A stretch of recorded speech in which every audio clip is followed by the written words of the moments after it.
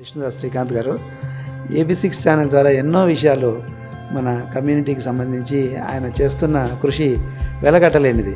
AB6 ఛానల్కు అందరూ subscribe చేసుకోండి. Please subscribe to AB6 channel. Dasara నవరాత్రుల సందర్భంగా నిర్వహించేటువంటి దాండియా కార్యక్రమము ఒక సాంస్కృతిక కార్యక్రమము.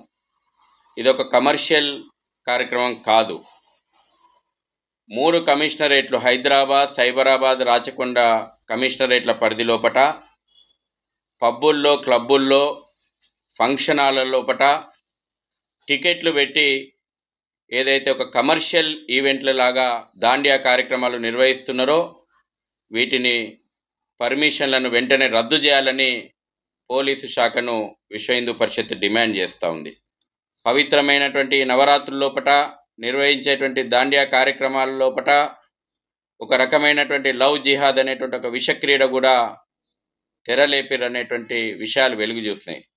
దాండియా కార్యక్రమాల లోపట ఇతర మతస్థులైనటువంటి బౌన్సర్లను వినియోగిస్తూ దాండియా కార్యక్రమాలకు వస్తున్నటువంటి హిందూ అమ్మాయిలను వేధించినటువంటి సందర్భాలు అనేకం ఉన్నాయి. గత రాత్రి కూడా శంషాబాద్ పరిధి లోపట నామ్దారి వాళ్ళు నిర్వహిస్తున్నటువంటి కార్యక్రమం లోపట ఒక హిందూ అమ్మాయి పైన ఆకతాయిలు అకృత్యాలకు పాల్పడ్డారు. పోలీసులు కఠినంగా వ్యవహరించాలి, కఠినమైనటువంటి చర్యలు తీసుకోవాలా. ఈ రకంగా వస్తున్నటువంటి సమాచారం మీద పోలీసులకు పూర్తి స్థాయి సమాచారం ఉన్నా నిరోధించడం లోపట ఎందుకు విఫలమవుతున్నారని చెప్పేసి విహెచ్పి ప్రశ్నిస్తూ ఉంది. కాబట్టి వెంటనే దాండియా కార్యక్రమాలు కేవలం హిందువులకు మాత్రమే అనుమతి ఉండేలాగా అన్య మతస్థుల యొక్క బౌన్సర్లను ఆ ప్రాంతంలో నిషేధాలు విధించేలాగా పోలీసులు చర్యలు తీసుకోవాలా.